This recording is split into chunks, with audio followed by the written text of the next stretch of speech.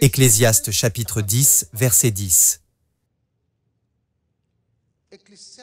Ecclésiaste chapitre 10, verset 10.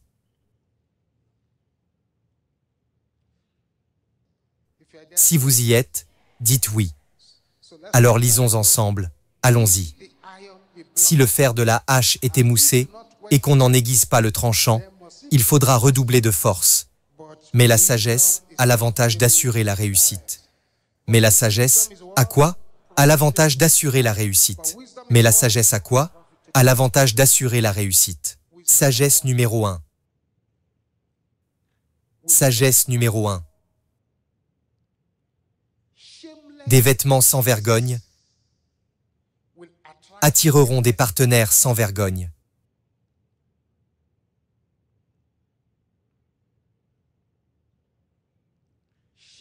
Des vêtements sans vergogne attireront des partenaires sans vergogne.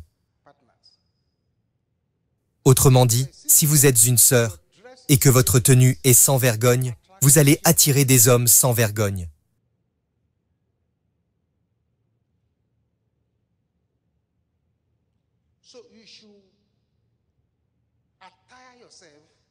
Vous devriez donc vous habiller pour plaire au Seigneur et non pour plaire à qui que ce soit. Vous devriez vous habiller pour couvrir votre nudité et non pour l'exposer. Les femmes qui s'habillent nues dans la rue, le genre d'hommes qu'elles vont attirer, sont le genre d'hommes lascifs. C'est ce qu'elles vont attirer. C'est aussi simple que ça. C'est une sagesse ancestrale. Il y a tellement de confusion dans le monde aujourd'hui, tellement de promiscuité, tellement de perversion sexuelle. Et 90% du problème vient de la présentation, la façon dont les gens se présentent, les vêtements. Une créatrice disait quelque chose à la télévision. Elle disait que chaque robe créée a un langage. Elle a une voix qui dit quelque chose. Les robes sans vergogne attirent les hommes ou les partenaires sans vergogne. C'est la sagesse numéro 1. La sagesse numéro 2. Vous entrez dans une alliance avec quiconque vous a déviergé.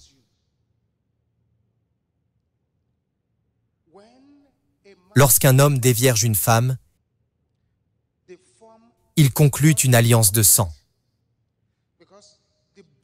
Parce que le sang de cette femme mouillera le sexe masculin de l'homme. Et donc, ils entrent dans une alliance de sang. C'est pourquoi il est bon de garder sa virginité jusqu'au mariage. Parce que ce premier homme qui te dévierge a un rôle important à jouer dans ta vie. Et si ce n'est pas cet homme qui est dans ta vie actuelle, ou que tu es sur le point de te marier, tu as une alliance de sang à briser. Et parfois, le retard conjugal dont nous avons parlé est dû à l'alliance de sang que tu as conclue avec ton premier partenaire et que tu n'as pas brisé. Ensuite, le contenu spirituel de ce premier partenaire est aussi très important. S'il est sexuellement lascif et que c'est lui qui te dévierge, toi aussi tu seras sexuellement lascive. Si c'est une mauvaise personne et que c'est lui qui te dévierge, ce mal viendra en toi. C'est pourquoi je décrète ici, en tant que prophète du Dieu Très-Haut, si quelqu'un dans ce rassemblement, ou toute personne qui m'écoute de n'importe où, et une mauvaise personne t'a déviergé, et tu ne sais même pas où cet homme se trouve, et cette alliance de sang te dérange actuellement, j'ordonne que cette alliance soit brisée. Brisée, brisée.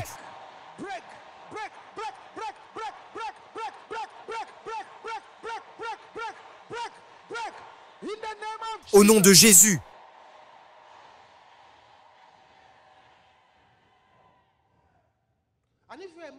Et aussi, si tu es un homme, tu as déviergé une femme ou beaucoup de femmes. Tu es dans les problèmes, car les alliances vont te perturber. Si tu ne t'en occupes pas, à la fin, cela s'étendra à tes enfants. C'est pourquoi la délivrance est absolument nécessaire.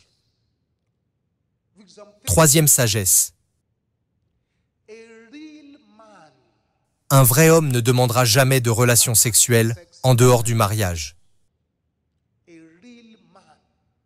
Un vrai homme ne demandera jamais de relations sexuelles hors mariage. Une fois que tu as un partenaire, quelqu'un qui veut t'épouser, et son premier agenda est le sexe, sexe, sexe, tu n'as pas encore trouvé de mari, ou tu n'as pas encore trouvé de femme. Un vrai homme ne fera pas ça.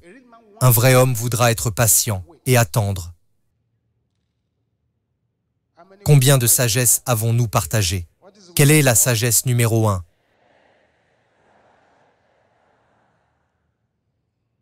La sagesse numéro 2? La sagesse numéro 3?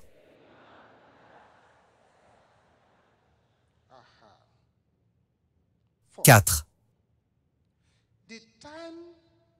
Le temps que tu passes avec les mauvaises personnes est un destin gaspillé. Le temps que tu passes avec des mauvaises personnes ne fait que gaspiller ton destin. Il est dit, montre-moi tes amis, et je te dirai quel genre de personne tu es. Si tes meilleurs amis sont des incroyants, des ivrognes, des clubbeurs, qui font des soirées,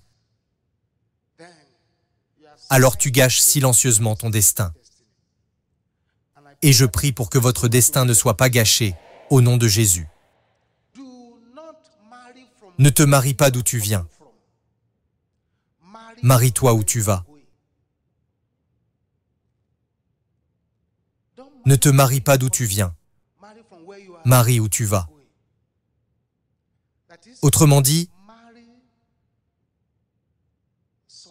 épouse quelqu'un qui va t'amener vers ta destinée.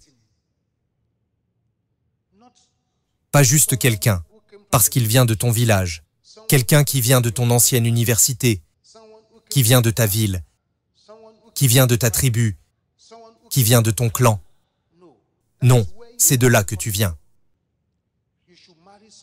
Tu devrais épouser quelqu'un qui t'amène vers ta destinée. Tu ne devrais pas épouser un homme que tu dois supplier de prier.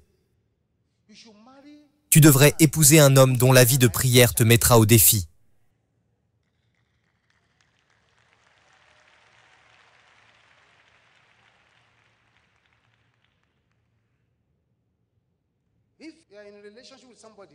Si tu es en relation avec quelqu'un qui est allergique à la prière, tu ferais mieux de t'enfuir. Il est allergique à la prière, mais il aime les câlins, les baisers, les caresses, les jambes. Mais il n'aime pas la prière. Tu n'as pas encore trouvé de vrai mari. Pas encore. Faire la fête, aime danser et coller de l'argent sur le front des gens. Si tu prends cette personne, tu es hors du christianisme. Et maintenant, tu deviens pasteur. Tu veux maintenant la convertir pour devenir Momi Jiho. Une personne qui, quand elle entend la guitare, frémit. Donc c'est difficile. Parfois, c'est trop difficile pour ces femmes.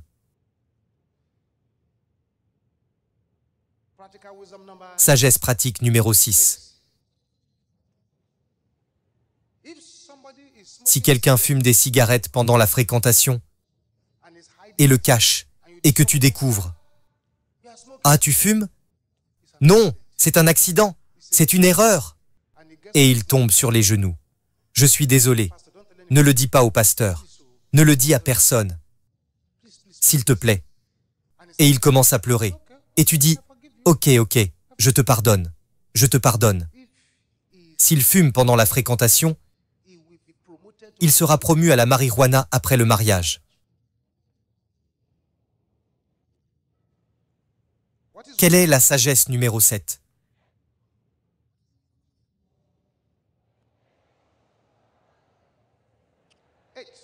Huit.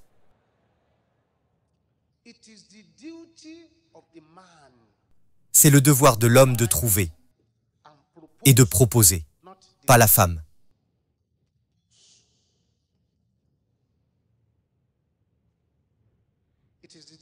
C'est le devoir de qui? De l'homme de trouver et de proposer à la femme en mariage, pas la femme.